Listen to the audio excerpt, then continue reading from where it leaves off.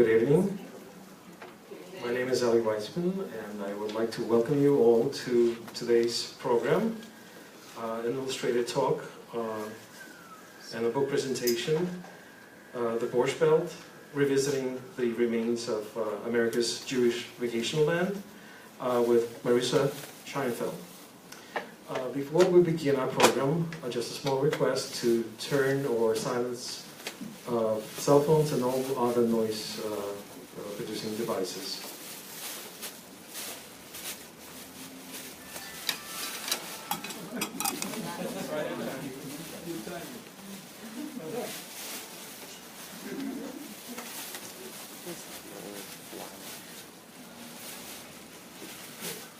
The Borscht Belt is both a place on earth and a historical event.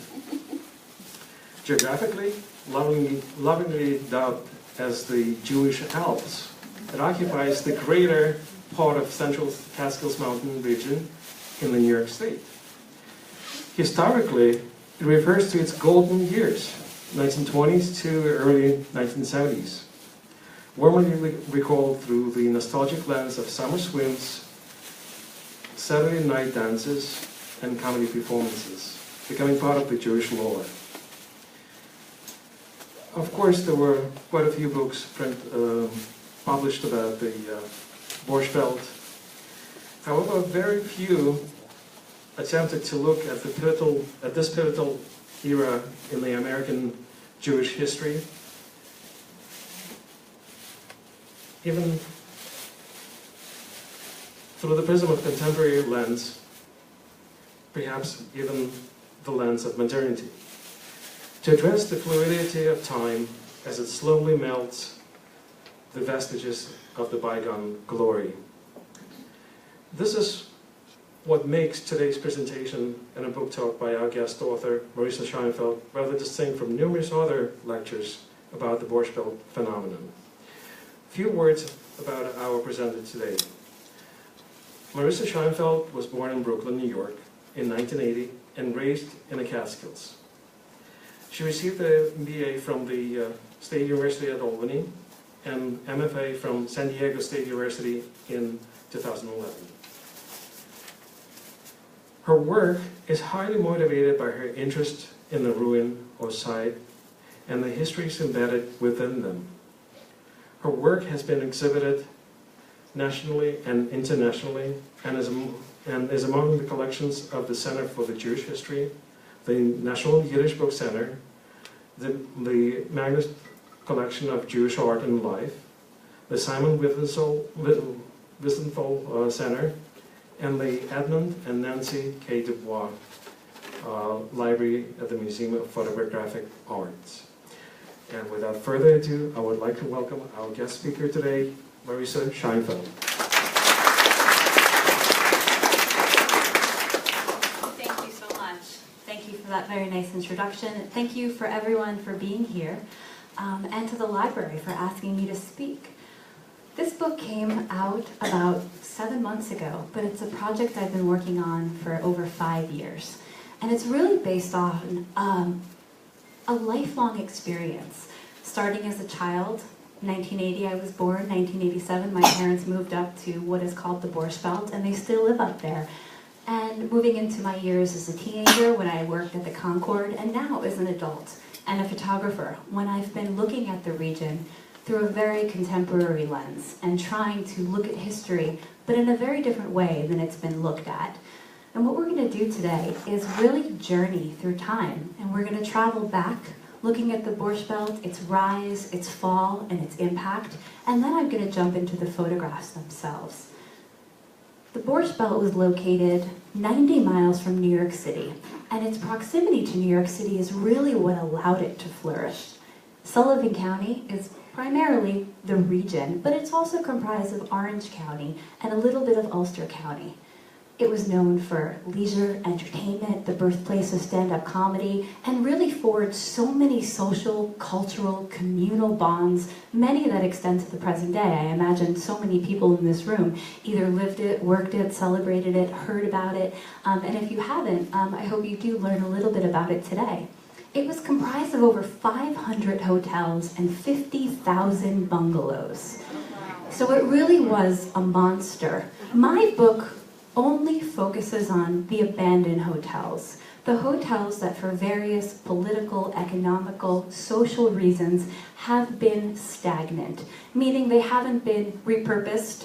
Many, many hotels were turned into orthodox destinations, bungalow colonies, and hotels. Some hotels have become meditation centers and ashrams. Others have become rehabilitation centers. I really wanted to look at the ones that are like these looming creatures, almost these behemoths that are scattered across the county, and the ones that people consider eyesores. I think the role of a photographer and the inherent nature of a photographer is to look at things from different perspectives. And what I wanted to do was shed some light on the places that have grown dark, the places that people almost, especially locals, are ashamed of. So in yellow, or gold, are all of the hotels that I went to, and in blue are all the bungalows, and this map exists in the book. This is an image that one might have seen when driving up Route 17, 1965, and it really just gives you a selection of all these names: the Browns, the Plaza, the Windsor, the Aladdin, Gilbert's, the Saxony, the Majestic, and just that experience, just in a very small way, of those 500, many of which were year-round. This is the Laurels, year-round destination, offering winter sports, summer. That's another image of the Laurels, and also this place where people could come together, and that's the Flagler. The Concord showroom, when it was built, seated over 3,000 people, and it was the biggest showroom in the United States. This is the Nevele, the Stardust Room. Each hotel has these really wonderful names for all of their rooms. They're often kitschy, some are very drawn to the Middle East. I know there's one called the Alibaba Room. This is called the Twizzle Stick Lounge, and that was at the Raleigh. Sullivan County, #1 in the nation for a zestful, restful vacation. You know, I write in the book something that came to my mind as soon as I started really thinking about this project. And I left that statement in the book, which has 3 essays, one written by myself, and it goes like this. I grew up in the mountains, or as others called it, the country, as if no other mountain or country existed anywhere else on earth, period. And I think that statement is so true, because for a time, and for a very distinct and large amount of people, this is really a fact. I mean, my grandmother still today says, we're going to the country. It was the epicenter of so many people's universe. And the legacy that it left, especially in the form of memory, is really so special. My grandparents met when my grandmother was hitchhiking somewhere between South Fallsburg and Fallsburg. The story goes is that she sent her sister out on a date with him when he asked her out, and he said, no, I want to go out with the other sister. And they went out, and that was their union, and they went up to the Borscht Belt every year to various bungalow colonies. My father was born. My mom's parents went to the Nevele on their honeymoon. So the project is so personal because it's about the place and the land that I love, but it's collective because it's about this place that so many people cherish. And I think that that's such a beautiful thing. And everything I've heard about the Borscht Belt, lived it a little bit as a kid and as a teenager, worked at the Concord. Maybe people that didn't, people that work there didn't always love this word because it wasn't that experience. But the word fun, it just is that one word that comes to mind when you think about what the Borscht Belt was. It was fun. And when I started this project, I had really, it's obvious if you go up to Sullivan County and you drive around and you see the remnants that are left over, these sort of dilapidated ruins, if you will. And I started to think about this. Why did they look like this? What was the Borscht Belt? How did it become? Why did it fall? Why has nothing taken its place? So we're going to jump back even before the Borscht Belt, and I'm going to go through a very quick little history lesson, if you will, just to bring you up to speed, and then eventually into the project. The first people that inhabited the land known as the Catskills or the Borscht Belt was the Lenape Indian tribe. Their present-day territory includes New Jersey, Pennsylvania, New York, the Hudson Valley, and parts of Connecticut. They were a very peaceful hunter-gatherer tribe that was eventually displaced by European settlers who had come in, hearing about the beauty of the Catskills, and it really is such a beautiful place. And this is Mongup Falls in 1853.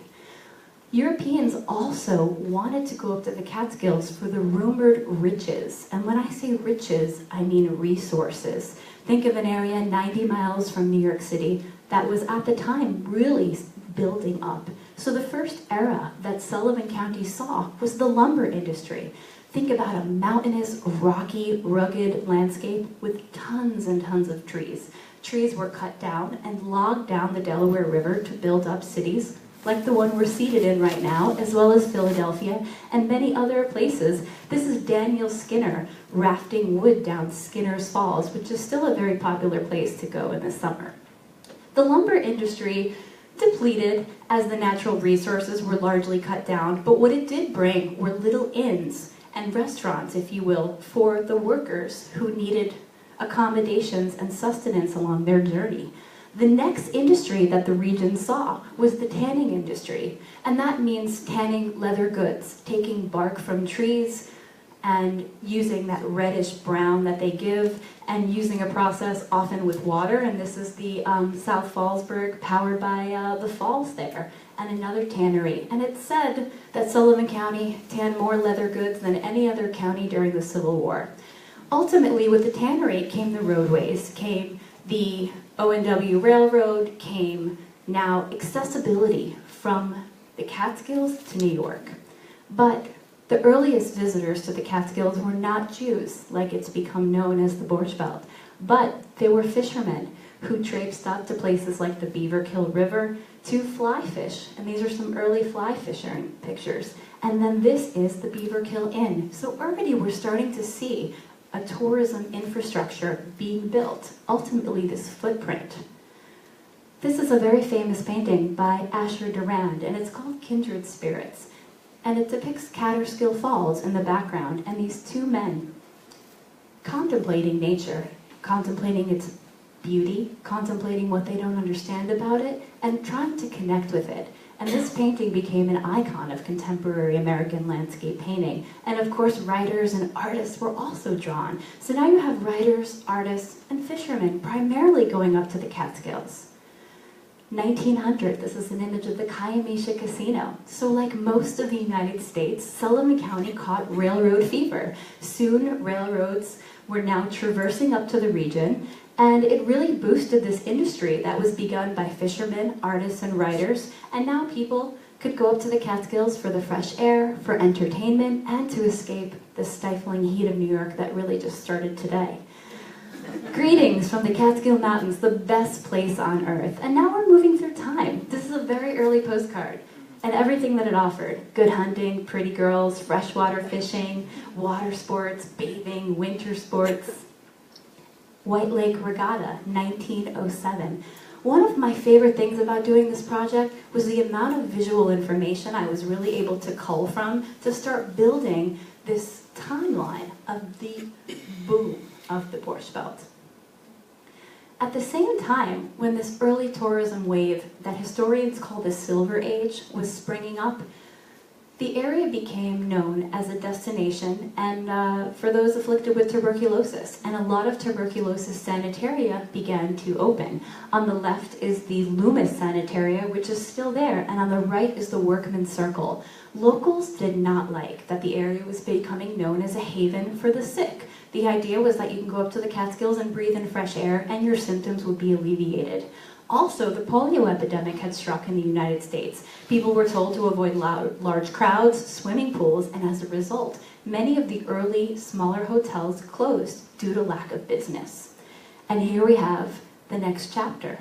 This is a cover of a magazine that was distributed in this country called Jew Jokes in 1908. In the first half of the 20th century, discrimination against Jews was widespread. Anti-Semitism affected employment, social club membership, and vacation access. This is from 1910 from the Craigsmore Inn, which is on the top of the Schwangunk Mountains overlooking Allenville, a seemingly beautiful brochure. And when you open the page and read what it says to the left, owing to neighborhood preferences, Hebrews are, let me read it,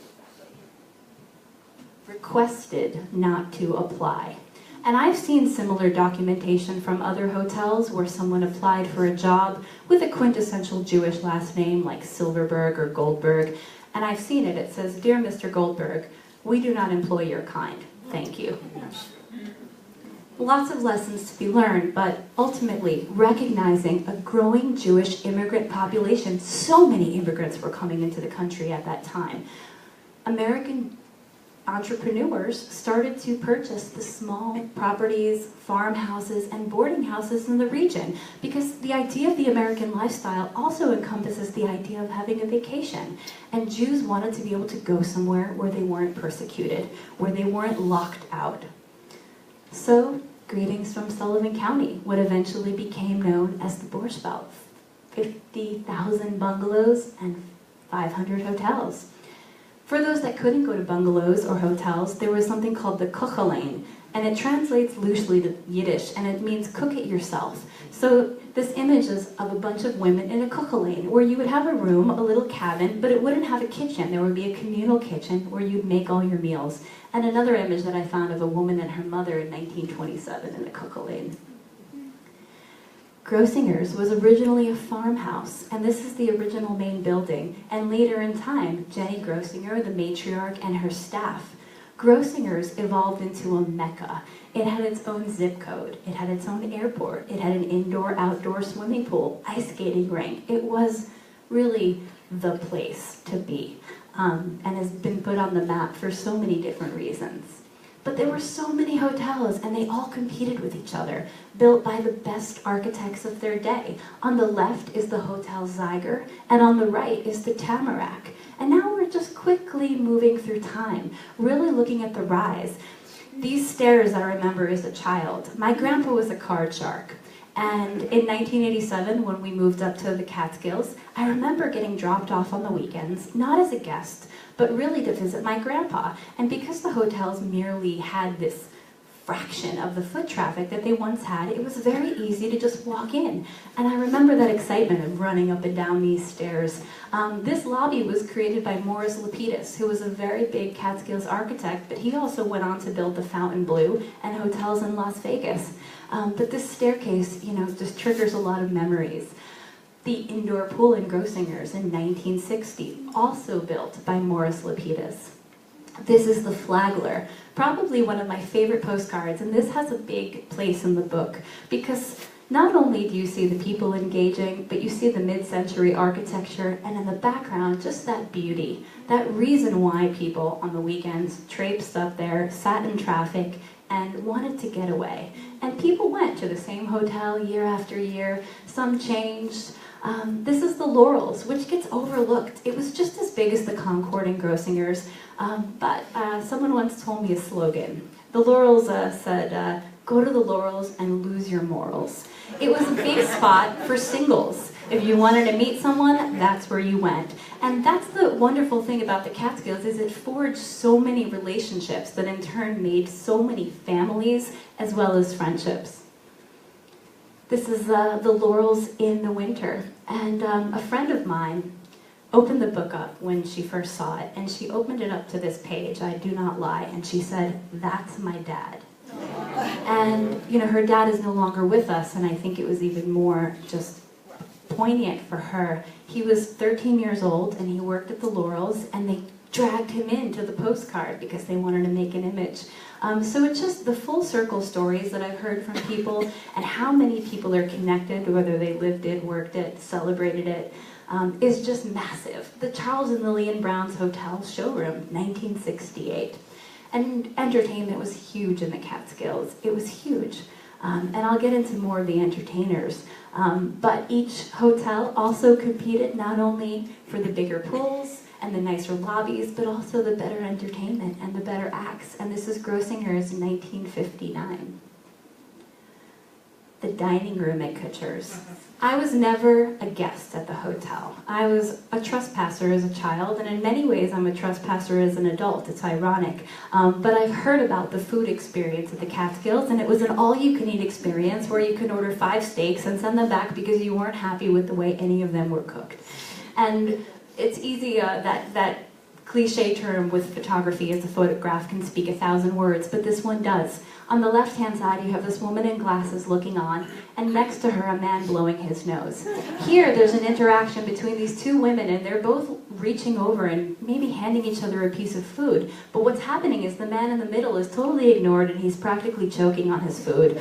This guy is very engaged with what's on his plate, and they're all seated at table 89, which is just copious full of food. And it's a really just perfect picture that encompasses that dining room experience. And this is just the dining room staff at Kutcher's in 1964. There were many different hotels, all different price points, 5-star, 4-star, 3-star, kosher style, not kosher at all. And the bungalow colony story is a very big one, and it's one you cannot not include. It's really, I'm a child of the bungalow. My grandmother went to the Irvington and East Pond, and my grandmother still goes to a bungalow to these days. So this is Slavin's, the Rosenberg's bungalow colony, and Wyss Wigwam. And there were 50,000, so there's a lot. A lot of these pieces of documentation came off of the Catskills Institute, which is housed out of Brown University. And it's an archive where you can go in and type in a specific hotel, and up might come photographs, ephemera, documentation, even handwritten notes that people have donated over years. And this photograph is great. Why I love it is because there's a photographer making the image, and there's another photographer in the midground of the image taking a picture of someone in the pool.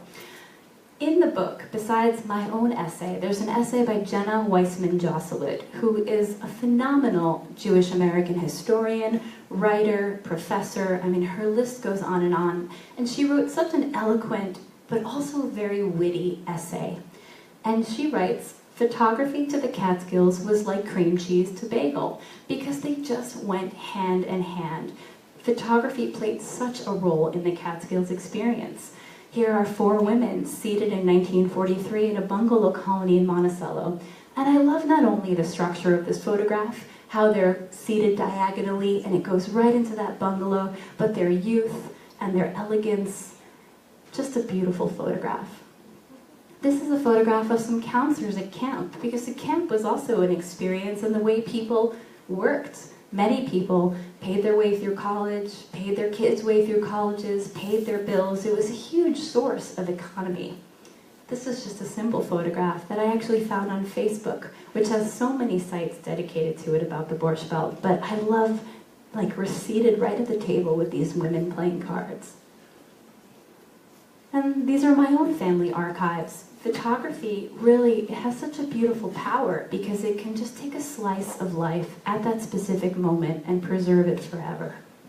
And this is my great-grandmother, my dad, my aunt, my cousins, my mom and her family, my grandmother and her sister.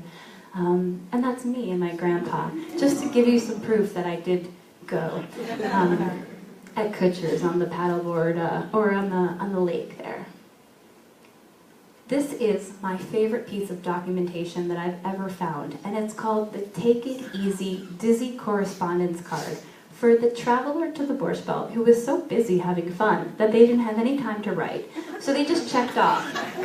Dear sweetheart, I am starving. This place here is dry. I do lots of dancing. I need cash. Business is slow. I wish you would come here. I miss you. I will be seeing you. And many different towns produced this same postcard, and the only difference was in the middle, they used a different illustration. And you have to think about the postcard craze. The Borscht Belt was right in that craze that produced so many pieces of memorabilia and documentation. And people really wrote letters back then.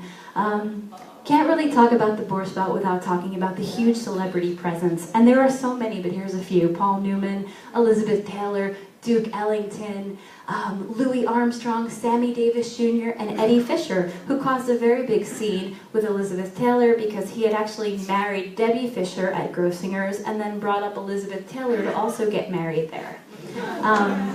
Boxing and sports were also very big in the Catskills. You have Rocky Marciano, Wilt Chamberlain was a bellhop at Kutcher's, and it was a very big place for training. Golda Meir and the dining room at Grossinger's. So many dignitaries, so many political people, writers. I've seen pictures of Bobby Fischer, who needed to go decamp up to the Catskills to just clear his mind before a chess tournament in the pool at Grossinger's under the water. Really great picture. And then comedy. Comedy is what put the Borscht Belt on the map. It is coined the birthplace of stand-up comedy, and you can just list off the names, and that's how so many people who have no idea what the Borscht Belt is, then it rings a bell. You have Sid Caesar, Woody Allen, Mel Brooks, Henny Youngman, Toady Fields, Marilyn Michaels, Rodney Dangerfield, Jackie Mason, who's not up here, Freddie Roman, Jerry Seinfeld, and I remember seeing billboards for Seinfeld in the 80s before he was even a household name. And also Joan Rivers at the bottom, who spoke so lovingly about the Catskills. And it was a place where so many of these comedians started, said their first jokes, got laughed off stage, but what they did was they graduated to television and then movies. And that's really where the Borscht Belt transcended into American popular culture. And now we're moving further in time. The 1970s, when the hotels were already in their decline, they tried to do these singles weekends. And this is a piece that the Forward ran, and I've tried to find her, Ronnie Stevens Goodman. I think they're phenomenal photographs, not only for their composition, but also for their color and their depiction of the singles weekends at the Concord. 1970s. And then these four women, probably going up to meet someone just like their parents did, pushed up by their parents that said, we met at the Concord, so you go. And they really tried conventions, often these singles weekends. This woman is great. She has such attitude in her leotard and her glasses, and now we're moving further and further on this really journey through time. These are some headlines from 1996. 1995, I worked at the Concord. My first job was as a lifeguard, and in 1996, it closed. And these all come out of the New York Times. In Catskills, resort's death darkens the view. Our towns, a tradition and a resort at twilight. Grossinger's to remain closed during Passover. Hotel in Catskills sold to Brooklyn Company, and the hills were alive with the sound of tumbling. I think we can talk now, or I can talk now until Labor Day, and really extrapolate why the many reasons, the many theories about people, why they think it failed. Some are very quick to say the boom of the airline industry, where you can now get on a plane and fly to Paris, or you can fly to the Caribbean. Others say the boom of the cruise industry, where you can go to 5 countries in 5 days. The proliferation of the suburbs. Now people are moving to Westchester, to Long Island, to New Jersey. You didn't have to be here in the stifling heat of New York City. Others have said that it's air conditioning. I've heard people say it's feminism and the changing role of women. Women were not seated up in the Catskills waiting all week for their husbands to come up. They were entering the workforce. During the mid-60s, you have the Vietnam War going on, the women's rights, sexual revolution. There were so many things going on. Also, January 165, Lyndon B. Johnson signed the Anti-Discrimination Act. Now, Jews were not banned, Jews and others, from going wherever they wanted to go. So what was once a place where they were going because they were locked out of everywhere else, now the world opened up. I think the Catskills also wasn't cool anymore. It didn't compete with the changing times. They didn't really change their shtick, if you will. And, you know, my dad in 1969, he didn't want to go back up there with his parents. He went on a plane to Paris. And then he traveled around the world backpacking. And I think, you know, there's so many reasons. And in its simplest form, it just had its day. It had its season, like everything does, like everything with the life cycle itself. And it unfortunately passed. But it did leave behind such a tremendous legacy. And it was very important to me to include that legacy in the book. So within the book are all of these ephemera objects laid out photo viewers that you'd get your photograph taken, and there'd be these little keychains that you could take with you, matchbooks, stationery, paperweights. And we think of branding as such a contemporary thing, but the Borscht Belt was ahead of the mark. Each hotel had its own font, its own design scheme, its own colors, stationery, and it's also been so widely written on. A Summer World by Stephen Canfor, who wrote an essay in my book. It's a great essay. The Borscht Belt by John Conway, Sullivan County historians. The Fromers, it happened in the Catskills, Borscht Belt bungalows. Joey Adams, late husband of Cindy Adams, in the Catskills, Catskill culture, and all of these books I've sourced from. They're wonderful pieces of documentation that really talk about the experience, either from a historical point or from a point of memory. It's also been depicted in Hollywood. And, you know, when you say the movie Dirty Dancing to someone that maybe lives in, you know, inland California who has no idea about the Borscht Belt, then they get it. They're like, oh, I understand. A Walk on the Moon, Sweet Lorraine. We actually have someone here tonight who is an extra in Sweet Lorraine, and Mr. Saturday Night. So many people got introduced to the Borscht Belt because it was a household name once it started to enter the movie theater and the living rooms of people. But for myself, what I didn't see was a visual, photographic anthology of what it is. And that's really how the project started. I was living out in San Diego, California, not really inspired by sunsets. It was never really in me to take pictures of things that were frankly joyful. I just can't explain why. My previous projects were about Holocaust survivors, sites of Nazi atrocity, always having this dark Jewish string running through them. And it was just history. These moments of history were always something I was drawn to. And I decided I had to stop the Holocaust Survivor Project. It was very intense. And I just took a break. And I was in grad school, and I thought about dropping out because I really didn't know what my purpose was as a photographer. And my mentor gave me the best advice I've ever gotten. And I think it's advice that could be applicable to anyone, a writer, a musician, just a general person. And he said, Marisa, when you don't know what to do, you shoot what you know. And those 4 words, shoot what you know, that lit a fire under me. And that fire is a raging obsession that I've had, if you will, with these degraded tokens of this very beautiful, grand era. That's also the place that I'm from. So I knew it had this history. I knew that history had passed. I knew that these buildings were all over the place, and that they were, you know, that Yiddish word, ashanda, they were a shame that it became like this. So I started a technique, and it's called rephotography. Photographers have been doing this for a long time, but this was the gateway for me.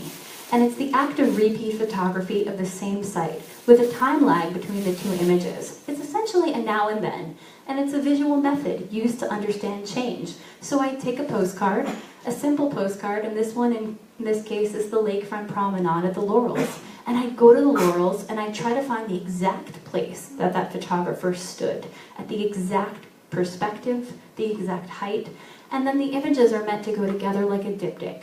And it was like this light bulb went off in my head. Here is the new artificial year-round indoor-outdoor skating rink at the Pines. And here it is as I found it, really much like a skeleton. Someone once wrote that the ice skating rink on the right that I made a photograph of felt a lot colder than the one that was full of ice. But ultimately, this light bulb went off in my head, and it was about time.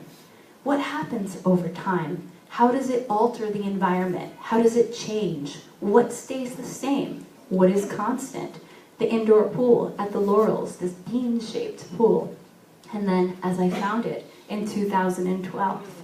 And really, this rephotographic project was ultimately like a new view at history, but through a very different way, a very different method.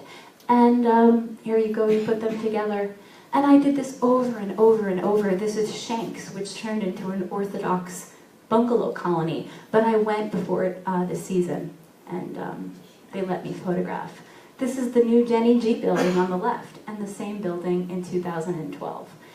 And I did this over and over, and I kind of got bored. I said, is this it? So I went and I tried to do a third scene where I took the postcard, a new scene, and then a scene where I put friends and family into the photograph. And no one really loved that I was doing this. No one really understood it, but they kind of went along with it. But what this rephotographic project did was it brought me to the site. It acted like a treasure map where I had a mission to find that promenade, to find that pool. But then on the way to that pool, I would see something that would stop me, that would really just compel me to stand there and make a photograph. And I realized that there was much more of a story to tell than the one that I set forth to. So the rephotographic project is in the book, but it's really the sort of side dish to the main piece, which is the series. Each hotel has a different circumstance of why it closed, when it closed, and what's currently going on with it. And I will try to inform you as much as I can. This is the entranceway to Grossinger's, which closed in 1989. And before the hotel closed, they started these grandiose projects, like building a carport and never finishing it. And that's why you see there is this pathway wall that's been overgrown by foliage. And this is the exterior of the building. And at first, that's what I wanted to do, capture the spaces, the exterior of the pines, and the little nuances that I would see, the overgrowth, the schmutz on the light, and that house there. That was where Mrs. Ehrlich lived, who was the owner of the Pines, and she let me park in her driveway, and at the time, I was able to photograph. Later in time, the hotel was bought by an Orthodox group who has since abandoned it, and now the town of South Fallsburg is in litigations with that group to reconcile the building. This is the Tansville, all that's left. If you drive in Sullivan County, take a drive, rent a zip car, go up for the weekend, and you're very observant, you'll see on the sides of the road 2 pillars all over the place, on almost every road and side road, that are indicative of a former entranceway to a hotel. Very often, nothing is left but those stone pillars. The foundation is gone. You might see a pool, because pools are very difficult to unearth. You really have to do a lot of work. But these stone pillars that have just survived all of the forces that caved around them, and they're just so proud, and all that foliage grows around them. Shuffleboard courts, and I wanted to capture all of the spaces at the Paramount, which I believe became a Marriott and then is now currently for sale. Sometimes I trespassed, other times I didn't. In some cases it wasn't possible to find the owner, but in many I'd rather get the permission so I could focus and know what, that I wasn't going to get in trouble. This is the lobby at the Homoac, which became an Orthodox boys camp, and then they abandoned it. The hotel was recently bought at auction, but I love the light in this photograph. It's so regal. It really does feel like it may be just a morning when you walk down into the lobby and no one's there. And it was very important for me to not have the entire project hit all of these notes of decay, but also other notes. That same man who said that shoot what you know also told me a series should be like a song. It shouldn't hit the same note the entire time. And this is the Stardust Room at the Nevele, and that beautiful stage there, and a very quiet space that became a convention center and is now sort of in a stagnant moment, deciding what it's going to be next. An unknown bungalow colony and a casino, overgrown. And this sense of abandonment was everywhere. Just these places that had been left, the entropy that had sort of happened, the patina and the rust that was now building. I love this chair because it's sagging into the concrete, but I love the color and I love the corrosion that's happened and how that's matching. Jenna Weissman-Josselit writes this essay, and she pays so much attention to the idea of chairs. What are chairs? They're these places where we sit. We have conversations. They're symbols of leisure. They're symbols of gossip, schmoozing.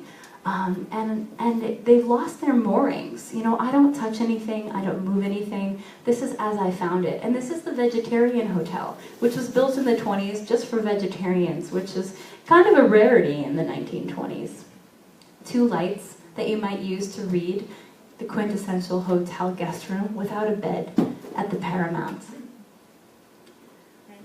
A bed unmade, phone off the hook. You know, I do not touch anything. It is against my photographic religion to tamper. I think photography is a very powerful tool, but I think it could also be used as a tool for manipulation. These scenes are exactly how I found them, and they were arranged by time, by chance, by other people who have surely and without a doubt been going in these hotels, but also, as you'll see soon, Mother Nature. You know, I feel like an archaeologist, but unlike an archaeologist, I'm not chiseling away at the surface and moving it. I'm just chiseling it with my camera. This is a bungalow colony down the road from where my parents lived. It's actually for sale. And the new wave of the Catskills that I will talk about later in the presentation is that there are so many people from the city buying bungalow colonies and turning them into these boutique retro experiences. And it's a really wonderful way, I think, that the Catskills is starting to come back. But this rickety bungalow, adorned in the very late summer light, is exactly the way that I imagine a bungalow colony to be, and I think that it should be. These scenes of what felt like an apocalypse started to happen, where a chef left his or her pots and pans and never went back to work the next day, and just stacked that way. This is the kitchen at the Nevele. But you know, I'm looking at light. I'm a photographer. You know, this is a photography book. It is about the Borscht Belt, but it's about photography. I'm shooting on a medium format using a Pentax camera. These images are all made on film. I'm not manipulating the color. These are true to color. I scan them. And this is a fryer. You know, how many stories, how many meals were made? The project really hits on a lot of nostalgia and a lot of memories for a lot of people. And I appreciate that. But for others, it could be very disorienting and chaotic. This is a laundry room at Grossinger's, just left over time. And I went back to each hotel numerous times. It was important for me to learn my way around them, to understand them, how light hit them, when I could go, when I couldn't go. This is an elevator shaft at the Tamarack, one of the only things that survived a fire that razed the hotel. But the elevator shaft sits like a totem pole, almost like a tombstone, saying, this is the marker, this is what's left of this magnificent place. And how strong is that elevator shaft to survive the massive fire that razed through? Other images really felt bodily, like the guts of the hotel were pouring out. People have gone into many of these hotels to steal pieces of metal, anything of value, scrapping. People are living in them, people are partying in them. They're a big source of problems. You know, you think about an area that has all this industry, all this economy, and then all of a sudden people pull out. There are a lot more issues to deal with than the reconciling of a building.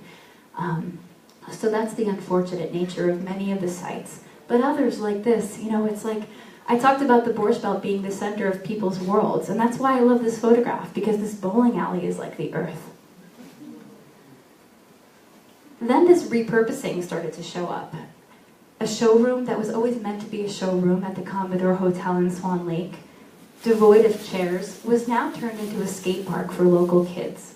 I will never change where I grew up. I love it, I love it. It makes me feel like I am home in the truest, most soulful form.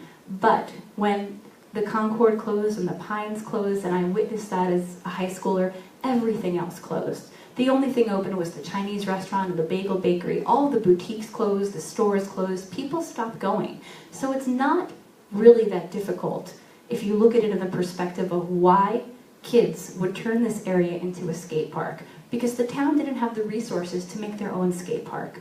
Same thing with this. This is a dining room set up like a paintball battlefield, where the tables are blocking, and kids have gone in there, maybe even adults, to play paintball, which is a game where you take a gun with paint pellets. But the paint created these colors and these textures that also, that hot pink chair. I mean, how could I walk away from that scene? This is one of my favorites for its color, as well as its lighting.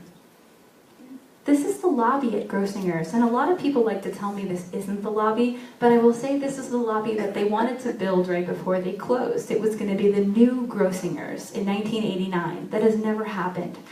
As of last fall, they approved $2 million to finally knock down Grossinger's, and it's been since 1989 that that hotel has been seated like that.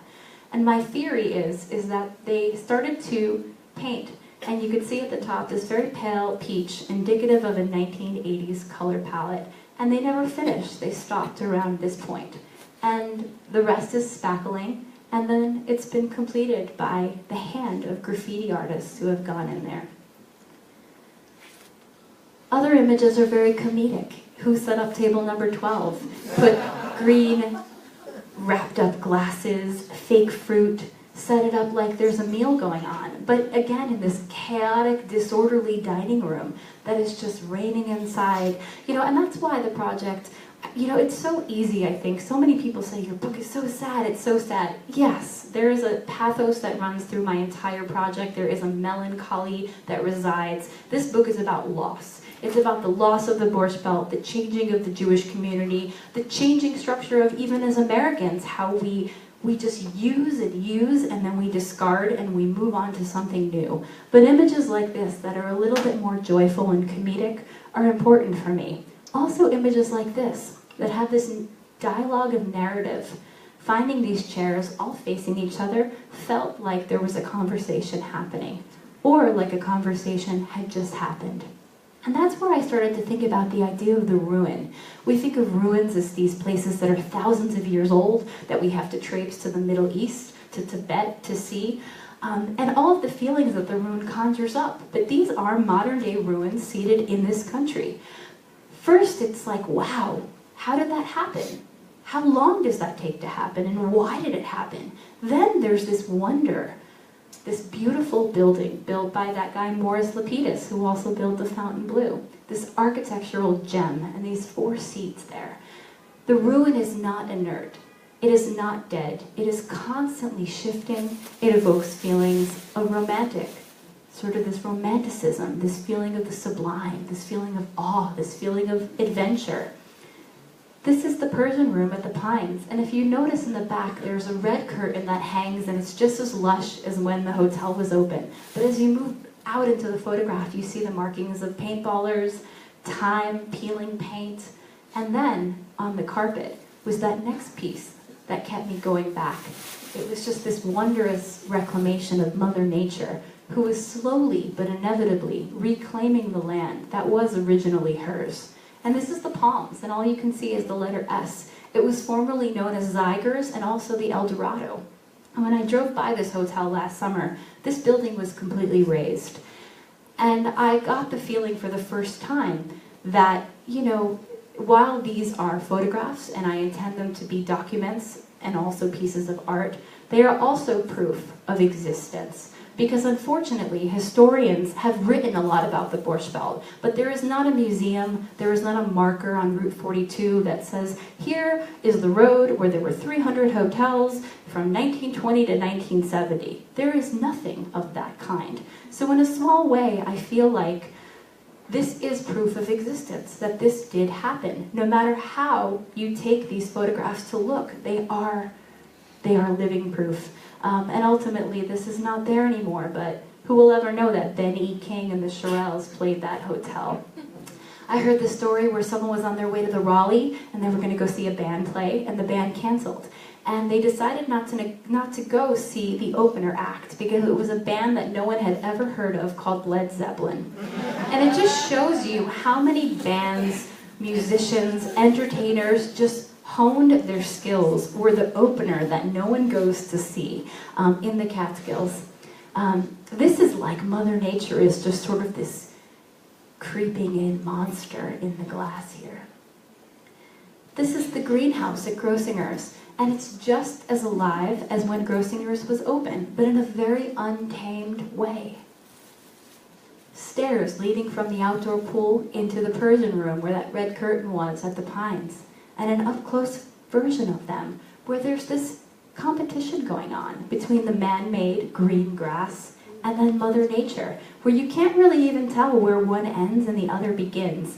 There's this tension going on in the project. It's between Mother Nature and history. It's between the idea of the cultural resonance that the Borscht Belt was and the idea of ruins. This room is completely adorned in the blanket that has been created by Mother Nature. And, I think that it is, in a lot of ways, I just wanted to give a last light to these places that were so full of lots and lots of shame. Places that once were sources of beauty. You know, American Jews went to the Borscht Belt because they were locked out of other places. But they left the Catskills on their own volition. They decided to go elsewhere. It's almost like they grew up in the Borscht Belt, but they never went back home. This pool is the outdoor pool at the Pines, which became a pond, where there are fish swimming in it and frogs jumping around. But for me, I'm looking at that blue chair and that rim of the blue that bounces off and that blue sky and all of the ideas going on. You know, the project is really, obviously it's about the Borscht Belt, but it's in such a present moment. It's really, you know, about the glory of the past, but the transformation of the present and the promise and even the undetermined nature of its future. This is a moss just driving itself up like an army up the wall. You know, how many years does that take to happen? How many years would this room have to be uninhabited before it was reclaimed? This image is one of my favorite, and it has the idea of the past, present, and the future operating in the same frame. The past is this guest room at the Jenny G building at Grossinger's. The present is the bird that I found among many birds living in the room, and the future is this green plant growing up out of the ashes of a fire. Other images are, you're not really sure if there's a birth or a death happening, but that's where I do feel like the project touches. You know, it probes beneath the surface, asking you to look at these places not as eyesores, but as new territories. The only activity on this basketball court, it's easier to see in the book, but it's this activity of animals. But I love the white ground and the blue sky and the red. You know, I'm looking at all of those things and paying attention to them. Basketball courts at breezy corners. When I made this, I knew this was going to be the cover of the book, because it really is about a paradise gone south. That chair, the carpet that had now turned to moss, all in the indoor pool at Grossinger's. This is a plant that I found growing through the floor. And that's where the project also is about adventure, because I never knew what I'd find. How would I ever know that I'd find a plant growing up to my knees that day? But how could you not make a photograph when you see that? I just love it, growing up through layers and layers. This is the second floor also. This is the pool, seemingly at rest, but it's constantly mutable. It's constantly changing. And what I love about the pool is that there's this canopy of vines that has just grown over it on the side of the road, Perlin's bungalow colony in Glenwild, New York. Other images are very quiet. Hallways at the Lennon Hotel, one of the first hotels. Some feel like scenes right out of The Shining. This is Grossinger's. All of those doors were open. I set my camera up and made a very long exposure. And I always forged friendships. With Grossinger's, I met the groundskeepers because the golf course was still open at the time. He gave me a tour.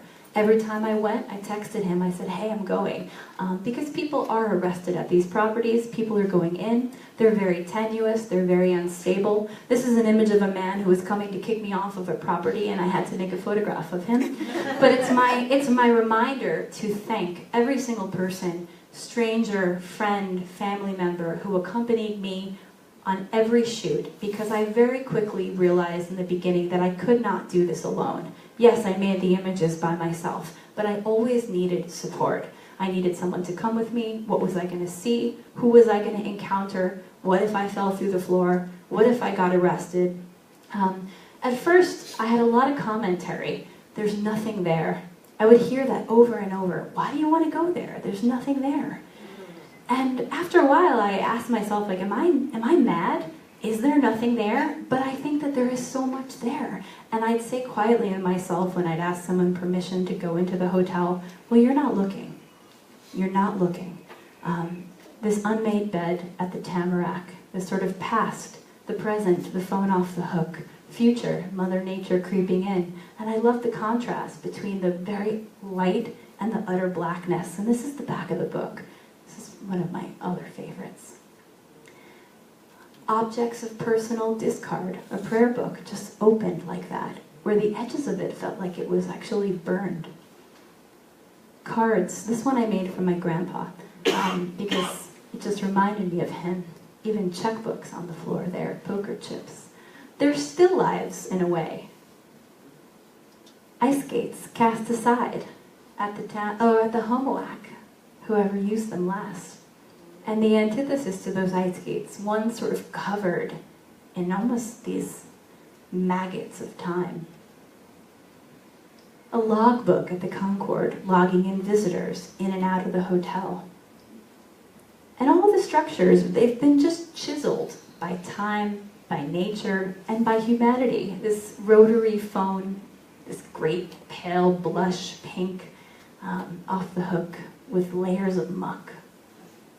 The Wedgwood room at the Pines, where one of my friends had his bar mitzvah after party. You know, I think I'm very grateful when a lot of people are, their heartstrings are pulled because they remember being there at a specific moment in time. And I think that's a beautiful thing, how a photograph can trigger that. The book is very nostalgic for people, but I never meant for this book to be nostalgic. It is not nostalgia. It's a departure from the typical Borscht Belt kitsch, and it's a very raw and present-day view of this is the Laurels. Go to the Laurels and lose your morals here. And I love that reflection and all the things going on there. And this is the fall. I went in all seasons, winter, spring, summer, fall. It looked different every time. In the winter, things were frozen. In the summer, things were growing. Sometimes it was raining, sometimes it was snowing. This is the ice skating rink at the Nevele. The Nevele wanted to be a casino. Casinos, they've been talking about the casinos my entire life, like they're this grand messiah that's going to save the Catskills. But nevertheless, the Catskills is finally getting a casino, not on the site of the Nevele, which is approved to be a sports destination. When I say that, probably Little League teams and minor league teams, and just a new life. But this building will be salvaged. It's phenomenal. This is the Browns. That was Grandview Palace, and burned in a very mysterious fire that they are currently in litigations for. But I pleaded with the lawyer to let me on the property, and this is as far as he would let me go for safety reasons, but you can see that the fire was still going and it was being put out. But that bean-shaped pool is really like that icon of the Browns. Breezy Corners. This is going to be on the site of the new Adelar, which is the casino. And the day I saw this scene, there was a construction crew and a trailer, and I said to myself, Marisa, are you gonna trespass and go back in an hour, or are you gonna go now? And to a photographer, everything is about light, and the light was perfect. So I knocked on the trailer door, and in it was seated a friend from high school. And I said, hey, please. So they gave me a hard hat, and they let me photograph, and that day this bungalow was knocked down, as well as the rest. And you know, it's more about photography. The act of photography is an act of preservation in itself.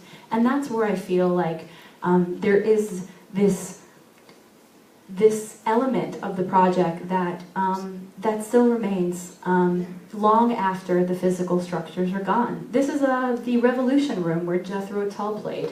Now gone, but in the back, and what you will see if you went up there today, is a building about this high that will now be that new casino. The casino will provide jobs to a very needing area, and it will bring back foot traffic. But time shall tell. This is the Concorde. The Concorde was auctioned off. It was used as a fireman's training camp, and then it was demolished. All that I found that day, after this almost tsunami looked like it hit it, were these green trees. And if you've ever been to the Concorde, you know those trees line the entrance and the exit if you were a guest. And those trees always excited me because I knew that I was going to get dropped off and have a great day. But the Concorde is like a scar on the earth. And there's still deliberation about what to do with it. But if you can see behind it, there is still that beauty. You know, the Catskills has waxed and waned for hundreds of years. The Borscht Belt was the third industry that the region saw. The first was the lumber industry, which rose and died out. Then it's the tanning industry, rose and died out. Then it's the Borscht Belt. We've been in this dip for my entire life, which in the grand scheme of time is really a blip. But to so many people, it is their life, and it is unfortunate. But I do believe that people will return to the Catskills for its beauty, for that reason why they've been going up there for hundreds of years. And you do see, as you go up there now, the turning over, bungalow colonies being built, yoga retreats, Ayurvedic centers, beds and breakfasts. There are a lot of things going on, even though my photographs make it feel like there isn't. This photograph is about life growing out of death. And it is my hope that the region, and my thesis, that it does see a transition. And this is the last photograph that I'll end with. This is the coffee shop at Grossinger's, devoid of a counter. You know, the book is an elegy to the Borscht Belt, but in the same breath, it's a celebration. And it is of the place that I love, and I do hope that you now may see the project in a little bit different way than you might have considered it. Not just sad, but really about the passage of time and this journey through time. I'm going to end with this passage from the Works of Love, and it sums up how I feel about the project. It's also in the book. In the dry places, men begin to dream. Where the rivers run sand, there is something in man that begins to flow. West of the 98th meridian, where sometimes it rains and sometimes it doesn't, towns like weeds spring up when it rains and dry up when it stops. But in a dry climate, the husk of the plant remains. The stranger might find, as if preserved in amber, something of the green life that was once lived there, and the ghosts of men who have gone on to a better place. The withered towns are empty, but not uninhabited. Faces sometimes peer out from the broken windows, or whisper from the sagging balconies, as if this place, now that it is dead, had come to life. As if empty, it is forever occupied. The book has a website where you can share your portal, a portal to share your memories, excuse me. I'm going to be talking from now until the end of the year at various locations. It has 129 photographs, 3 essays in it, and it's for sale tonight. You can come check it out at the table. And also, tonight I have a limited edition postcard set that has 4 images from the book and one from Leela Corman, who's a wonderful illustrator and graphic novelist, and she made her own Borscht Belt memory, and that is also for sale individually. But nevertheless, thank you so very much for coming out tonight. I really appreciate it. And the one last thing that I will say is for everyone that wants to take, there is a postcard of the cover of the book and a bookmark that has lots of information, fun quotes from Mel Brooks, Maya Benton, different authors. And if anyone has any questions, I'd love to hear from you. Hi. Thank you. I don't necessarily expect you to answer this, but I do wonder why did Mohonk Mountain House in the Shawangunk Mountains of New Paltz finally succeed over many iterations, and no place here in the Borscht Belt did like they did, and I'm not talking about gambling. Mm-hmm. But I do wonder about that. I mean, it was the same family, the same Quaker family. Yeah, I think the Mohonk Mountain House. What? Yeah, I think it has the luck of being in the town of New Paltz, which is also a very big college town. It also, you know, the region was sustained by the college. The Raleigh is open. The Villa Roma is open. There are hotels that are open. The identity at large is what really ceased to exist. These hotel owners really tried, but I think there were so many forces against them where people just stopped going, and what can you do? You know, so it's very bittersweet. Does the Jewish community at large have to take part of the blame? I think so. I think that, unfortunately, you know, Jenna writes in the book, you know, American Jews left the Catskills on their own volition. No external forces pushed them out. And I think we are partly to blame. But we also wanted to go see the rest of the world. So it's this double-edged sword.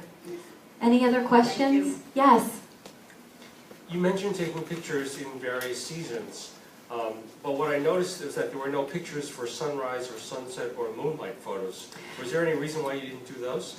There is one picture of a sunset, and you know, I probably showed you about 50 or 60, but there's 129 in the book.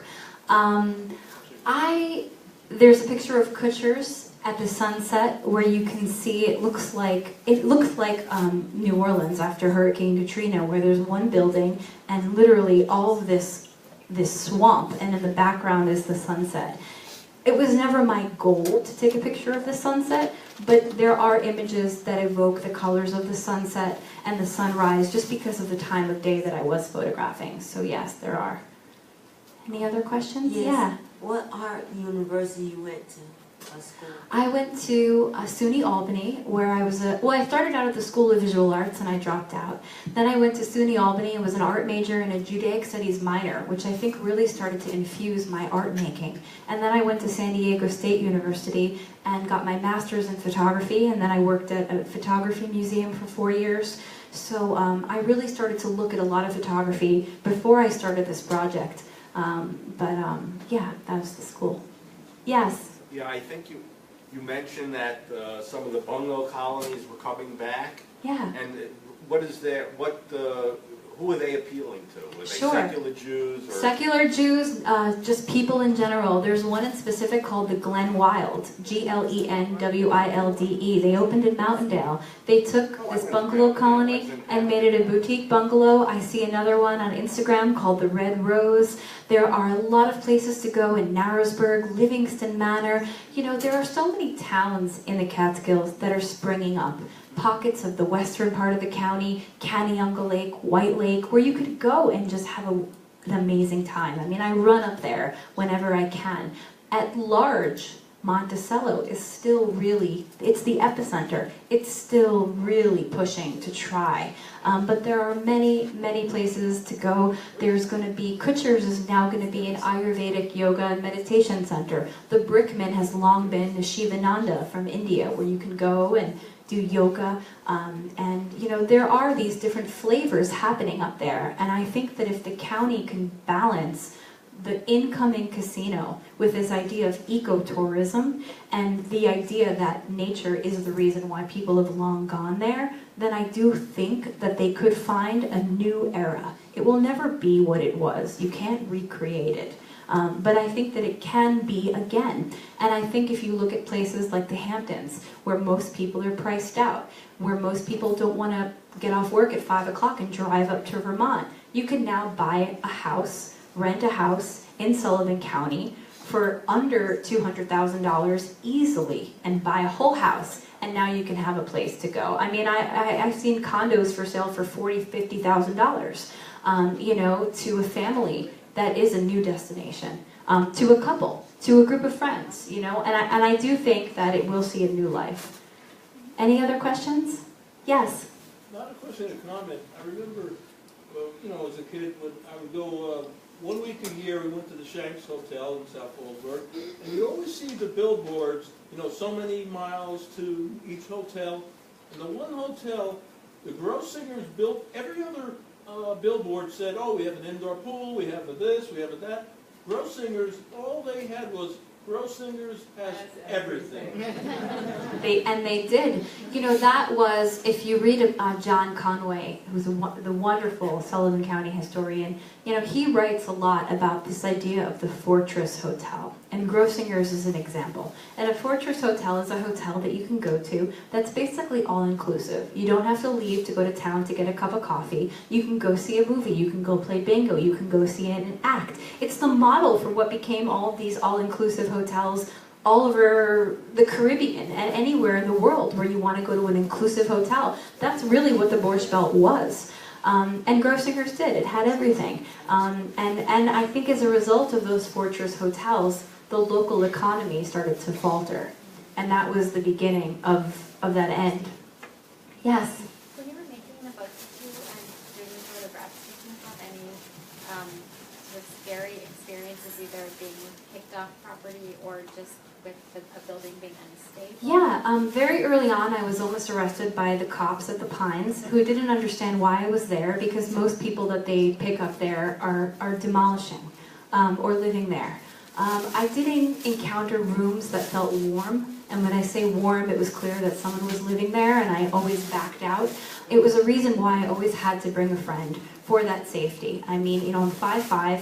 I just me and my camera. I'd wear steel toe boots. I'd wear a hooded sweatshirt to cover myself from anything. But I also needed to be protected and with people where there were doors slamming, or I'm at Grossinger's where no one's there that day, and it's me in a building where there's 8 other buildings. So, you know, I did encounter remnants of people. I encountered skateboarders. I encountered other photographers. You know, one day I went up to Grossinger's. There must have been about 15 people there, and I joked to myself, well, it may as well be open. You know, there was these artists taking the glass that had broken, and they were going to make a mosaic of it. There were skateboarders. There was, you know, other photographers. There's an interesting hodgepodge going on up there. Yes? You mentioned the caretaker at Grossinger's. Who's employing the caretaker? Why is there a Sure, so caretaker? every single property in my book is owned by someone. By someone. Whether it's an investor waiting 10, 15, 5 years to turn it into something else, who has a right-hand man who is monitoring the property. Everything has eyes on it, even though they are empty. Grossinger's has a golf course that was always open, I think up until last summer. And you drive up past the hotel and you go to this beautiful 18-hole golf course. So does the Concord. So in that case, whenever I park, they saw me. So it was always like, you know, I made a lot of friends along the way. And I think the beauty of the project for me was really investing myself there for 5 years to really make friends with the locals, reconnect with myself, respect the land, understand it, and then try as much as I could to document with time, like always running behind me, where something would be gone when I go back. There's at least 12 hotels in the book that aren't even there anymore. Yes? I think there's so many reasons. New places to go, new destinations, new cities to travel to, money, time. The hotels weren't cool anymore. There were just a new wave of interest, and I think that it's an unfortunate commentary in a very small way about, you know, the consumer that we are. You look at many cities, Detroit, Rochester, Troy, where industry is, and then it pulls out. And it's, you know, why? You know, so many reasons. And I'm afraid we have just enough time for one last question. I can see there's a hand in the back. I was just wondering, because you didn't mention it, if you think the Performing Arts Center in Bethel,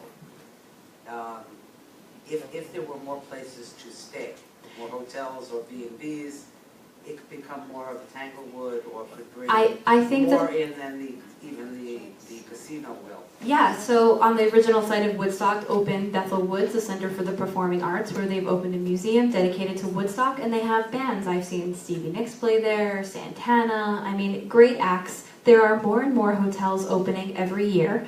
There are a lot of Airbnbs.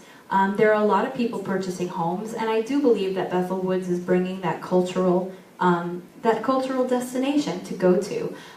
But yes, they do need more places for people to stay. Nevertheless, thank you all so very much for coming. I appreciate it.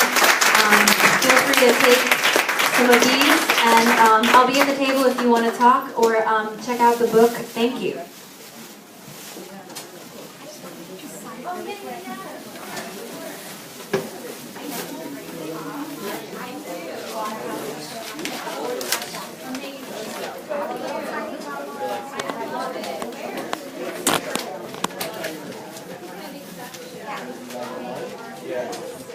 They're like